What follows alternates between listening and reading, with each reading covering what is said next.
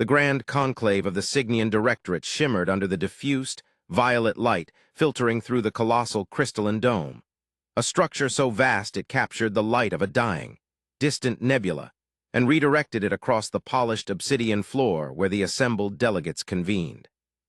Thousands of sensory nodes, crystalline pillars humming with the collected anxieties of 1,000 civilized worlds, pulsed rhythmically, mirroring the slow, deep breaths of the ruling triumvirate seated upon the dais of carved stellar iron.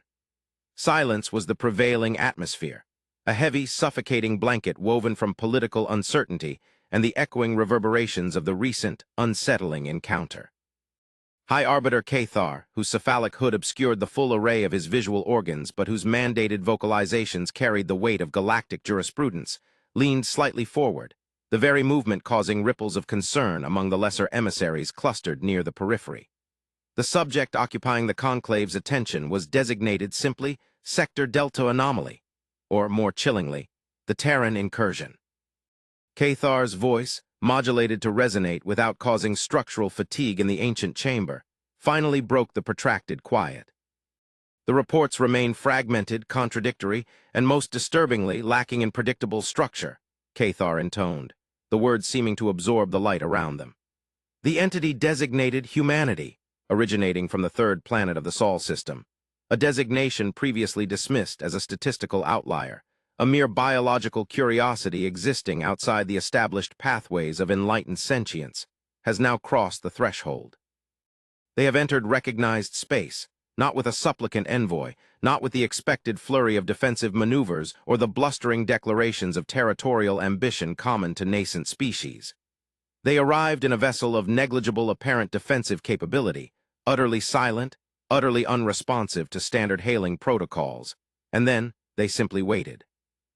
The Arbiter gestured with a slender, articulated limb toward the immense holographic projection hovering above the central nexus, a representation of the offending vessel, rendered in stark, unwelcome detail. It was angular, brutally functional, lacking the flowing bio-integrated architecture favored by the Directorate's own starfaring craft.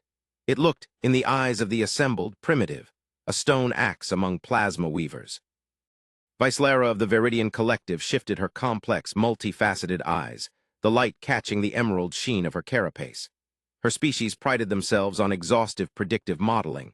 Unpredictability was an existential threat to their ordered civilization. Arbiter, the concern is not the lack of weaponry, though that remains baffling. The concern is the methodology of their arrival. Our probes registered no conventional drive signatures upon breaching the boundary layer. The vessel simply was there. Furthermore, our preliminary energetic scans indicate internal systems operating at a thermodynamic efficiency that should be impossible under known physics. It consumes negligible power, yet maintains structural integrity against local spacetime distortions that would shear a Directorate destroyer into fundamental particles. Vicelara allowed a flicker of controlled distress to cross her auditory sensors. They are either ignorant of the dangers they traverse, or they possess a mastery of fundamental forces we have not yet categorized. Ignorance is manageable. Mastery is terrifying. Senator Xylos, representing the Rigelian hegemonies, a militaristic, expansionist power constantly testing the outer boundaries of Directorate peace, interjected with harsh, clicking vocalizations that grated against the conclave's refined acoustics. Fear-mongering serves no purpose. They are a Type 0.7 civilization, barely capable of unified planetary self-governance according to their own archived broadcasts. We have observed them for centuries, watching their self-destructive tribal conflicts. Their logic is rooted in chaotic emotional responses, aggression, territoriality, rampant individualism. To suggest they possess a secret mastery of physics borders on the absurd. They are children playing with crude kinetic weaponry. They have found a spatial shortcut, perhaps, a temporary anomaly. We should dispatch a standard diplomatic contingent, heavily shielded, and demand immediate compliance with sector protocols. If they resist, we excise the anomaly cleanly. Xylos's tone suggested the cleansing of a minor organic infestation. Cathar's central ocular stalk tilted slowly towards the Rigelian delegate. Senator Xylos, your historical disregard for variables outside the established military paradigm has twice brought us to the brink of sector-wide conflict. The humanity species, as you dismissively label them, displayed an aptitude for Ception during their initial, brief contact phase millennia ago, a phase we largely ignored because their technology was confined to their star system. Now they are here, and their silence is not the silence of the ignorant. It is the silence of calculation. The projection shifted, zooming in on the Terran vessel.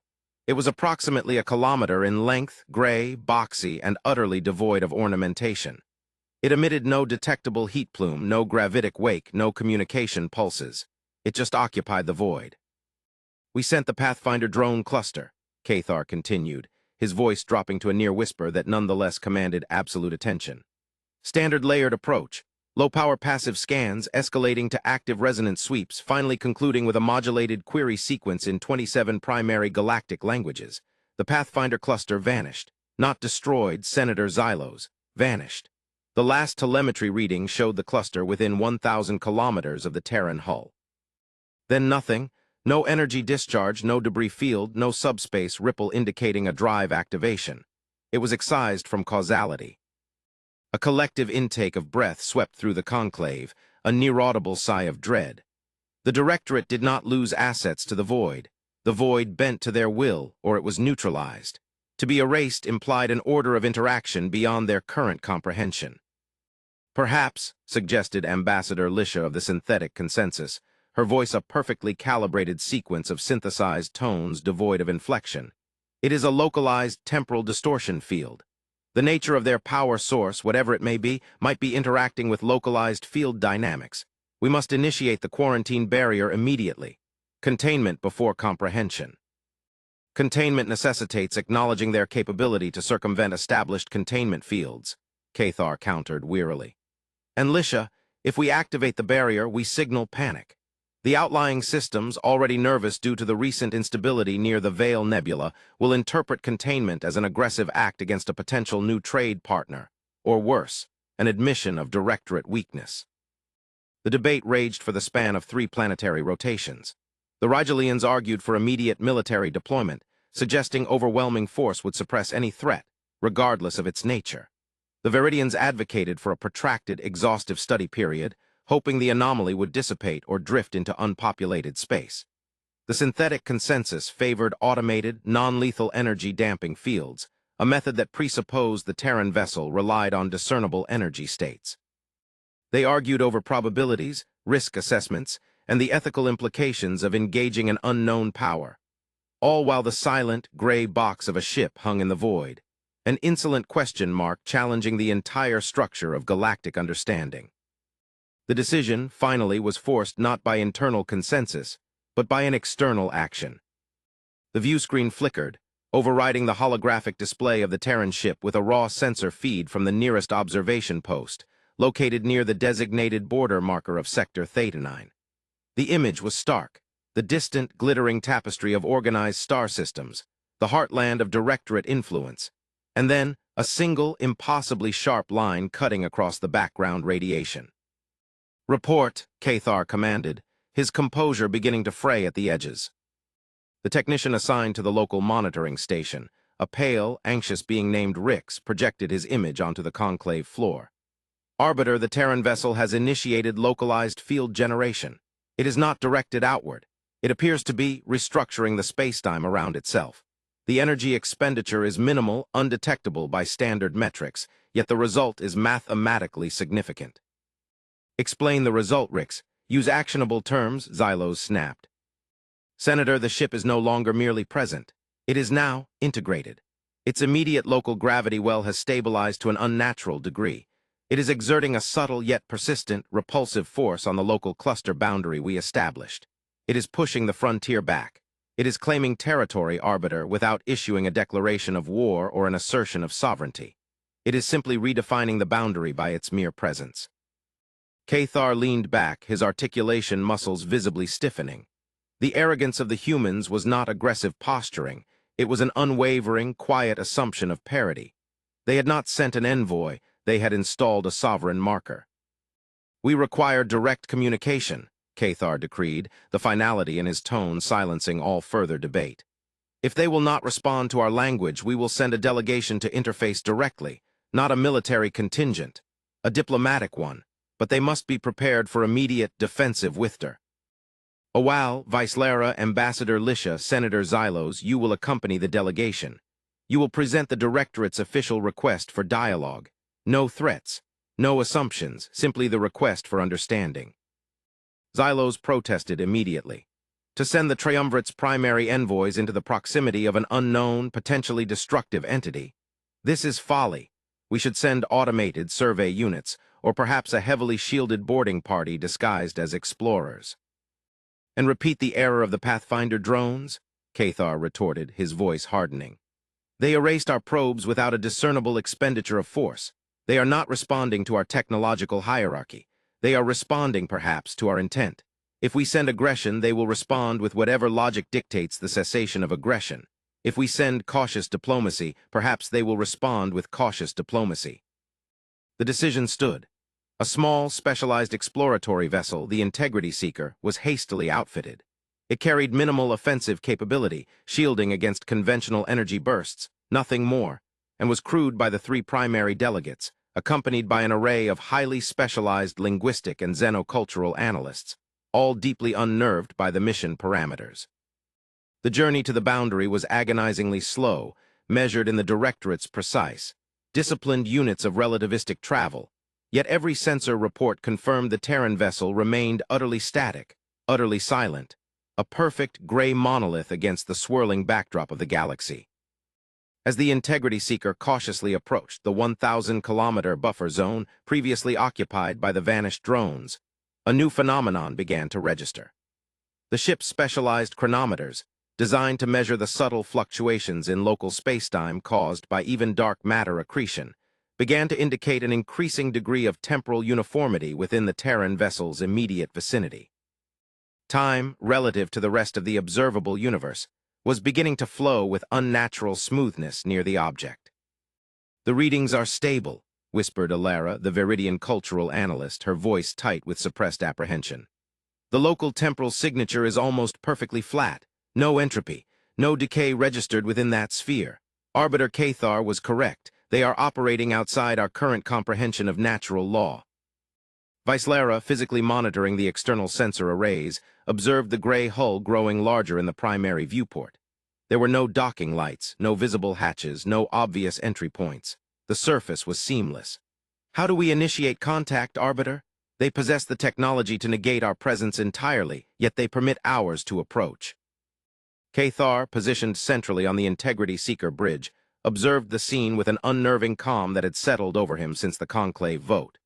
He had gambled the Directorate standing on the necessity of understanding, rather than overwhelming. "We will use the universal constant, mathematics. We will transmit the first 10 prime numbers, followed by the representation of pi to 50 significant digits, encoded using basic binary sequences. This is the universal signifier of intentional, non-random intelligence. If they recognize it, they will respond in kind or permit access." The Integrity Seeker pulsed the signal outwards, a gentle, almost tentative wave of pure logic into the void surrounding the Terran ship. For a full cycle, nothing changed. The silence persisted, heavy and absolute. Senator Xylos gripped the armrests of his command chair, his Rigelian carapace visibly tightening with impatience. A waste of resources. They are inert, or they possess no concept of abstract mathematics which would place them below the recognized threshold for diplomatic consideration. Then a change. Not a transmission, not a burst of energy, but a localized refraction of the residual nebula light near the Terran hull. A single, incredibly faint point of light materialized directly in front of the Integrity Seeker, stabilizing at a distance of 50 meters. It was impossibly small, yet visually distinct. "Scans," Cathar ordered. The sensor readouts flooded the bridge displays. The light point was not emitting radiation in any spectrum known to the Directorate. It was a localized distortion of photons, manipulated with unbelievable precision. As they watched, the distortion rearranged itself. It did not send a signal, it physically manifested a symbol in the vacuum. The symbol was a perfect, three-dimensional representation of a closed, elegant mathematical proof, one that resolved a complex field theory problem the Directorate had wrestled with for centuries, a problem concerning the localized manipulation of the Planck constant. It was elegant, definitive, and utterly beyond their current theoretical grasp. The small light then shifted, displaying The next sequence. It was not a response in kind, but a direct visual answer to the Directorate's implied question. The symbol dissolved, replaced by a depiction of a standard Terran designation marker, a familiar, crude blue sphere orbiting a yellow star, and beside it a single, simple geometric shape, a cube. Beneath this, a wave propagated outward, encompassing the entire sector of space where the Directorate currently held sway.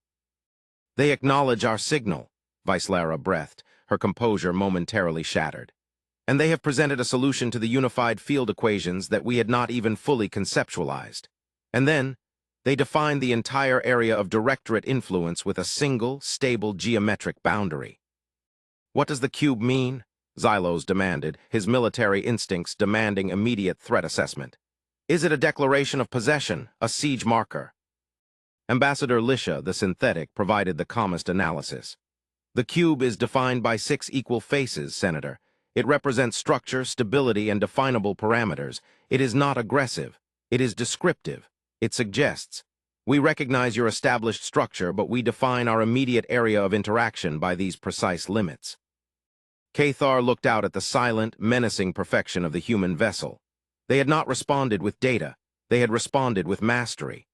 They had bypassed the tedious necessity of language and presented undeniable proof of superior, structured intelligence. "They have invited us in," Cathar stated, a profound sense of awe mixing with the residual political fear.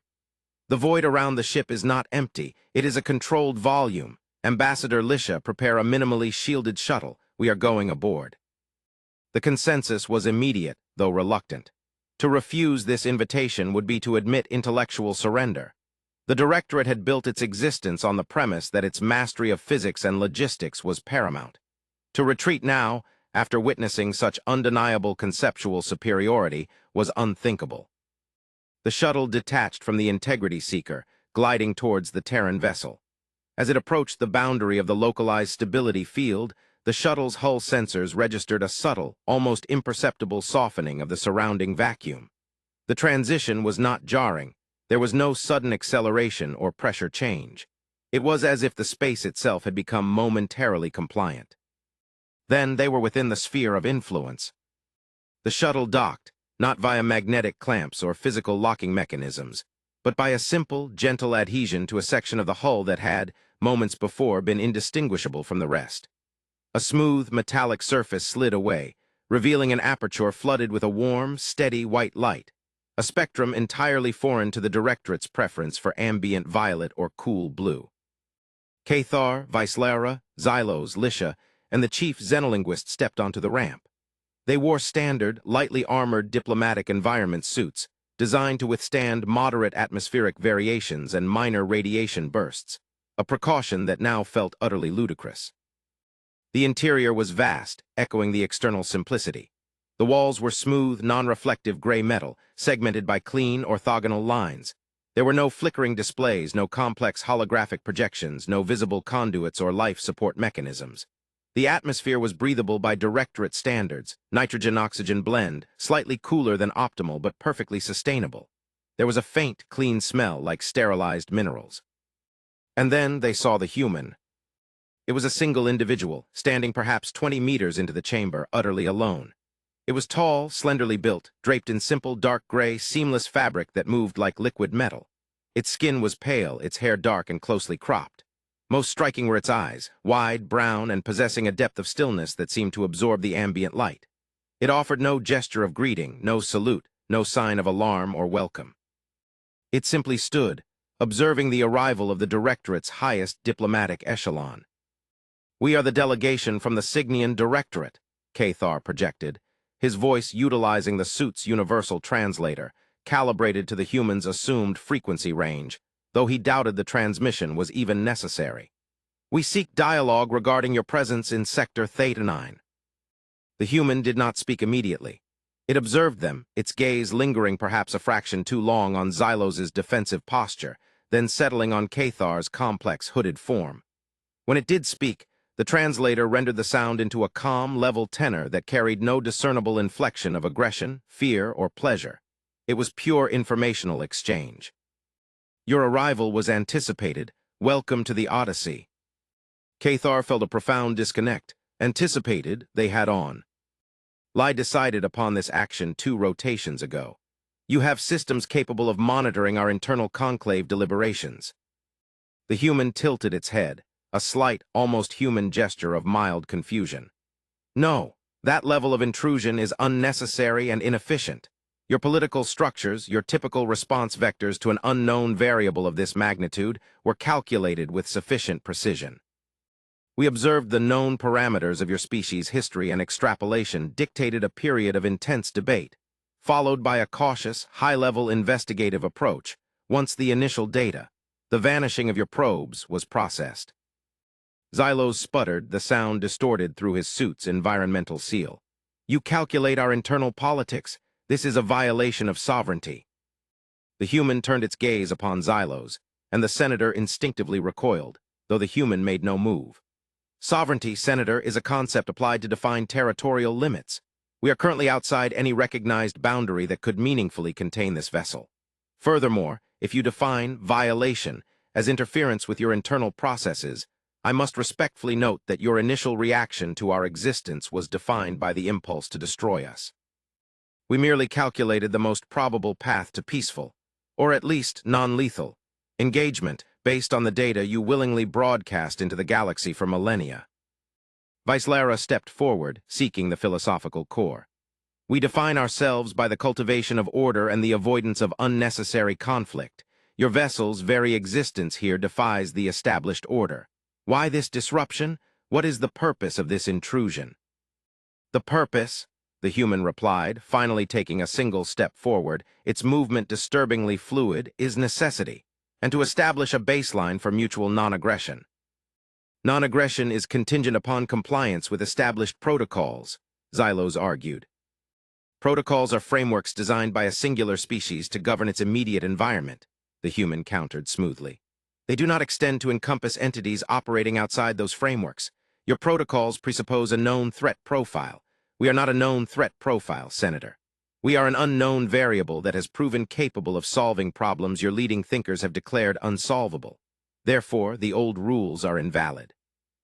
Cathar intervened, guiding the conversation back to the critical point. We observed the fate of our probes, the Pathfinder cluster. They were simply erased. Can you explain the mechanism? We require understanding to proceed ethically.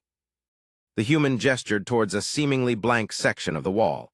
A panel hissed open, revealing not technology, but a containment field holding a single, inert piece of material, a section of the Pathfinder drone's hull plating. It looked melted, distorted, as if subjected to impossible pressures. When your probes reached the perimeter, the human explained, they initiated an active resonance sweep, attempting to map the localized field dynamics of the Odyssey. Your sweep operated on a frequency that induced catastrophic structural resonance within their own shielding matrix. Their components were not destroyed. They were violently, instantaneously disassembled at the molecular level due to the feedback loop your own technology initiated when encountering our shielding interaction layer. Vicelara processed the data rapidly. You are stating that our attempt to analyze your field dynamics caused our own systems to violently reject their physical structure. Precisely, the human confirmed. It was not an attack. It was a systemic incompatibility causing localized catastrophic failure. Think of it as introducing a fundamental incompatibility into a complex chemical equation. The result is not warfare. The result is a change in state. The delegates exchanged glances of profound shock. The Directorate's finest analytical instruments had been turned against themselves by proximity to the human vessel, a self-inflicted wound predicated on insufficient data gathering. And the silence? Cathar asked, focusing on the most unnerving aspect. Why the deliberate refusal to communicate until we approached your established perimeter? The human seemed to consider this, its expression unreadable. You are a civilization that communicates primarily through signals, electromagnetic pulses, subspace vibrations, linguistic encoding. We have intercepted those signals for centuries. They are inherently polluted by emotional bias, political maneuvering, and data obfuscation. To engage with you, initially through that medium, would have been to invite conflict based on misinterpretation of intent, driven by your own inherent fear of the unknown. It paused, letting the gravity of the statement settle. We required you to approach us with the intent of understanding, not with the intent of categorization. Only. When your delegation risked physical proximity, demonstrating a higher value placed on empirical knowledge than on defensive posturing, did we initiate contact? We ignored your signals because they were noise. We waited for your actions to speak. Xylos bristled. So, you judge us. You position yourselves as arbiters of galactic conduct. We judge nothing, Senator, the human stated, turning its focus entirely on the Rigelian. We observe effectiveness. Your methodology of expansion, your reliance on power projection as the primary means of ensuring stability, consistently introduces stochastic failure points into the surrounding environment. We have monitored your incursions into the outer rim territories. Your methods are inherently inefficient. They require continuous application of force to maintain a status quo that is perpetually collapsing. This was not diplomacy. It was cold, precise critique delivered by a power that had not yet displayed a single offensive weapon. You claim efficiency, Lisha interjected, her synthesized voice cutting through Xylos' rising temper. Yet your vessel, while exhibiting superior energy management, appears structurally rudimentary. It lacks the necessary redundancies for sustained, large-scale interstellar operations. It is optimized for one purpose only: transit and observation. The human gave the slightest nod of agreement. You observe correctly, Ambassador. The Odyssey is not a warship.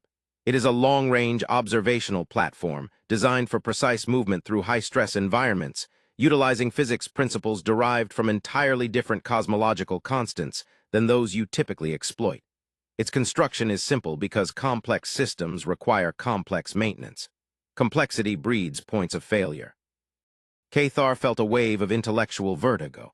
The Directorate operated on layers of sophisticated, complex systems, bio-integrated hyperdrives, adaptive structural matrices, redundant processing cores managing millions of variables per cycle. The human approach suggested that true mastery lay in elegant reduction. If you are an observation vessel, Cathar inquired carefully, then what is it you observe, and why announce your presence now after millennia of silence?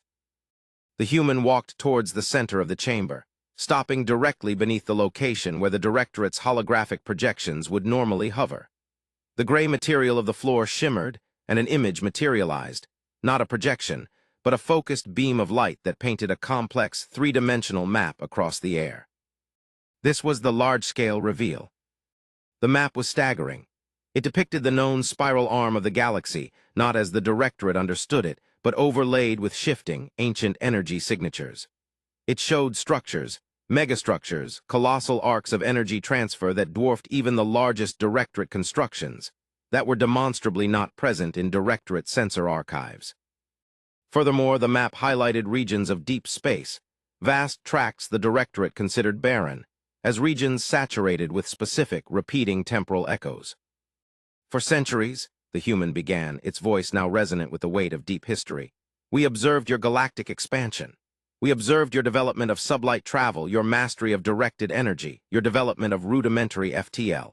We noted your political evolution, your tendency towards tribal consolidation, your cycle of internal conflict followed by tentative expansion. You are developing precisely as predicted by the second iteration models. Xylos scoffed. Second iteration, what is this archaic reference?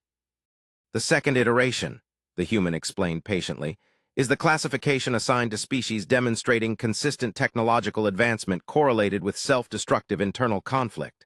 A predictable, but often terminal, trajectory for intelligent life, utilizing limited power sources and emotional heuristics for governance.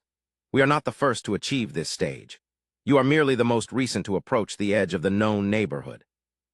The map zoomed in on one of the ancient, vast energy structures, a glowing, impossibly large ring encircling a dense stellar nursery. This, the human continued, is a relic of the first cycle civilizations.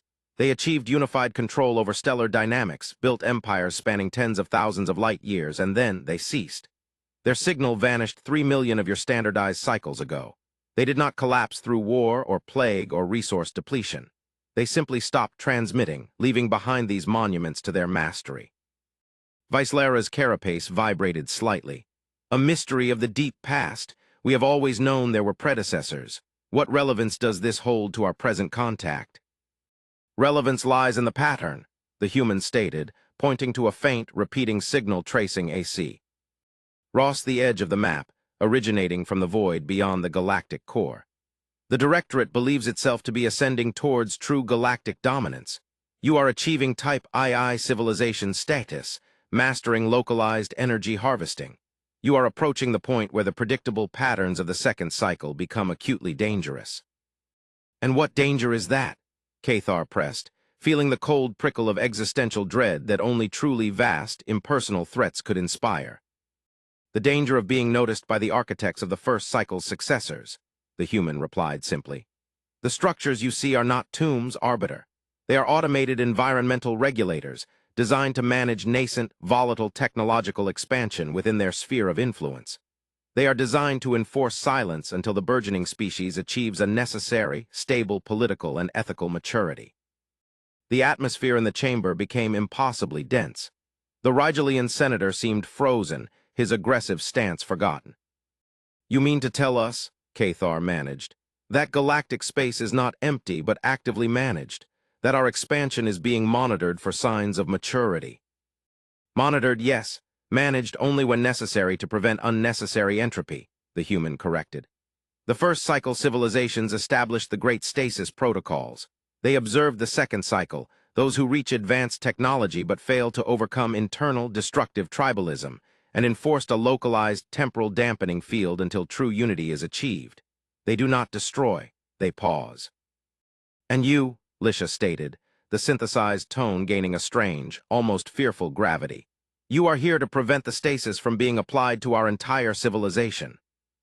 That is part of it, the human confirmed.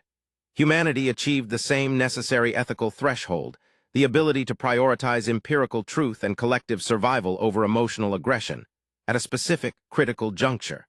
We achieved it just as our interstellar capability allowed us to breach the boundary of your local cluster. We were scheduled to be placed into the stasis field, categorized as another promising but unstable second cycle entity. Then why are we speaking now? Xylos demanded, finally finding his voice, though it was stripped of its previous bravado. Why did you not simply wait for the field to engage? The human looked directly at Cathar, a profound, almost sorrowful intelligence in its brown eyes. Because, Arbiter, as we prepared our vessel for the inevitable stasis transition, we detected a new signature. A signature entirely absent from all historical data regarding the first cycle regulators. The human tapped the projection map again. The faint, repeating signal at the edge of the galactic core, the one they had assumed was a regulatory echo, began to pulse rapidly, accelerating its rhythm far beyond the established pattern.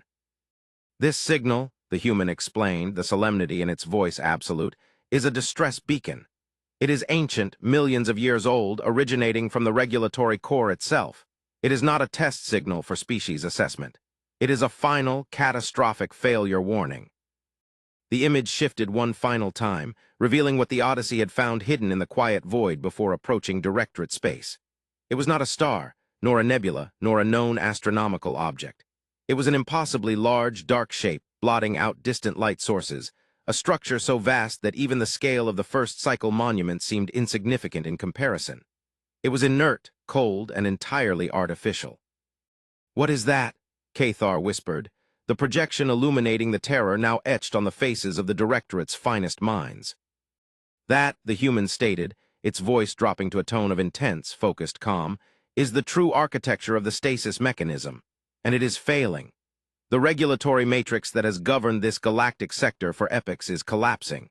The stasis protocols are no longer enforcement mechanisms. They are now simply regions of uncontrolled, collapsing spacetime. Vicelara struggled to grasp the implication. If the regulators fail, what happens to the species contained within the dampening zones? They re-enter the active universe, the human said. Unchecked, unprepared for the sudden reintegration into dynamic reality. Their technology, which may have been frozen at Type I or Type II capability, will violently interact with the established physics of the present. It will introduce massive, unpredictable energy surges, temporal inconsistencies, and the sudden introduction of ancient, potentially hostile constructs into the active sphere. Senator Xylos, for the first time in his recorded career, seemed to understand the true scale of threat. A catastrophic ripple effect, an entire segment of the galaxy suddenly erupting with uncontrolled ancient power. Precisely, the human confirmed. And the Directorate, with its complex, interwoven political and economic dependencies, is one of the most sensitive systems in the region. When the stasis field collapses, and our calculations indicate we have mere decades before the cascade becomes irreversible, your civilization will be annihilated, not by invasion, but by the uncontrolled resurgence of its own stabilized past.